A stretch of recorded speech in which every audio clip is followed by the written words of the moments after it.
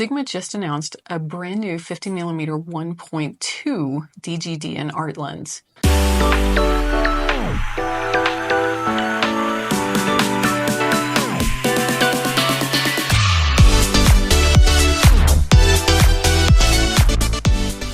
Hey there, my name is Heather Larkin and I am a photographer out of Athens, Georgia. I've run my own portrait studio business for the last 20 years and my specialty is families and children. I am a total gear nerd and I absolutely love talking about lenses in particular. I'm a current Sigma ambassador, which means that occasionally I get sent lenses before they're released for articles. So Sigma sent me the new 50mm 1.2 DGDN art lens to do some sample images for before it was announced. I had the E-mount version, so I used this with my Sony a7R5, but this lens will be available in an L-mount version also. I have some definite feelings about this lens, but let's take a look at the technical specifications first. This lens weighs in at 740 grams, which is equivalent to about 1.6 pounds. To me, this is shockingly compact because a 1.2 lens, I would expect it to have a ton of glass in there and need to move all of that around, so it would have a giant motor in there as well. But this lens doesn't have any of that. It's about 110 millimeters tall, which is about 4 inches, which again, to me, is shockingly compact for a 1.2 lens. It has an HLI focusing motor in there, which means that it is silent and focuses nearly instantaneously. One key point that I want to mention is that not only does it focus nearly instantaneously, but it focuses correctly the first time. I've had a couple of lenses, like 10 or 12 years ago, where they would actually overfocus past your subject and then have to back up a little bit. And it was actually slower than it had just gotten it right the first time. But you definitely don't have that problem with this lens or any of the recent art line that have the same focusing motor.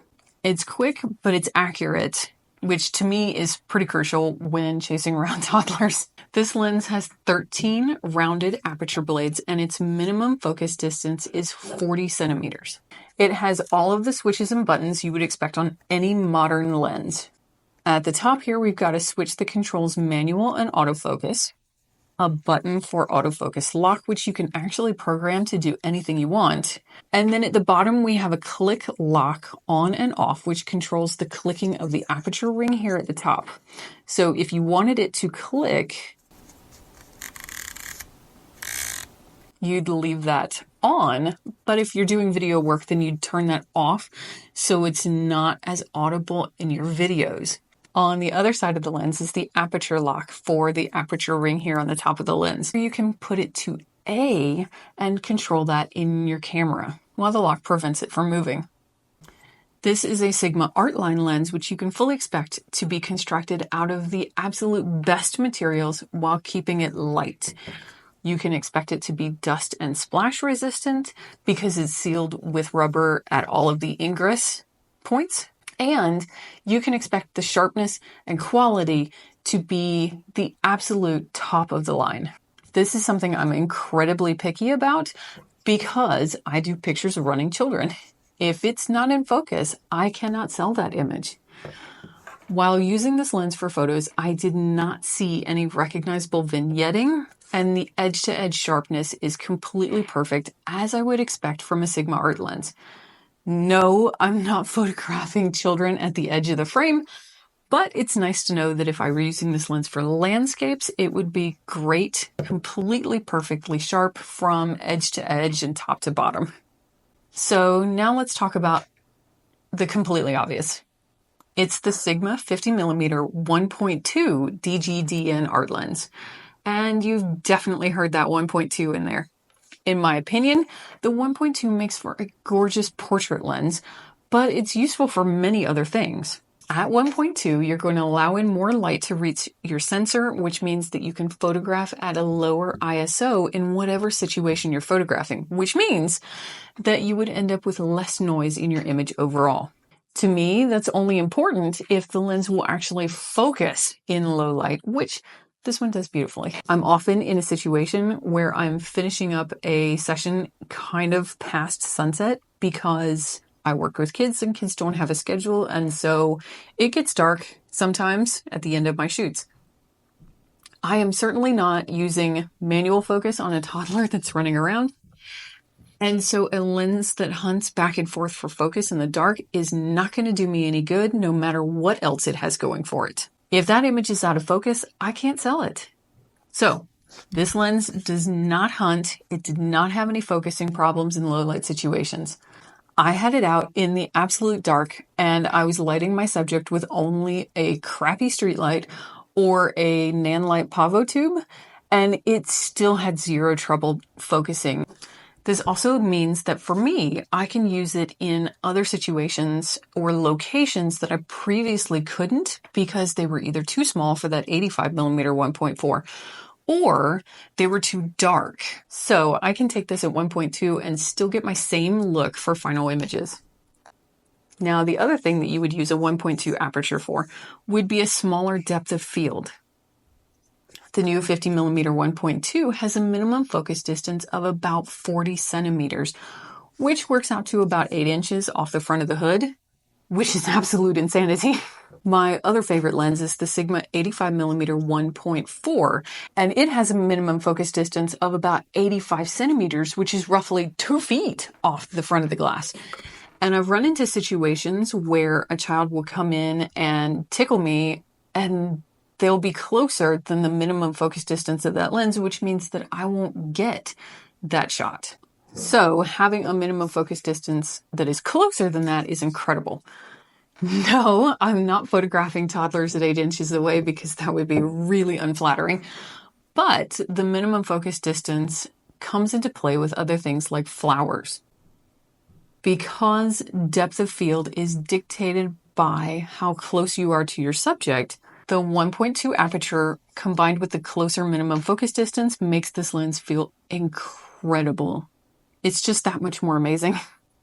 Another thing I noticed while I was out photographing with this lens is in the dark at night, if you put this lens at f16 and point it at streetlights or headlights, you are going to see the most beautiful aperture stars. Every lens does it, but this lens does it really well. It also does it in the middle of the day at f16 if you're taking a picture and the sun is in the frame. Sunstars, aperture stars, night stars, whatever it is that you want to call them, this lens does it amazingly beautifully. Also, even when pointing this lens directly into the sun, I did not get any ghosting. Ghosting is when you have those orange or blue spots in your image because the sun has come in and it's bounced around the inside of the lens.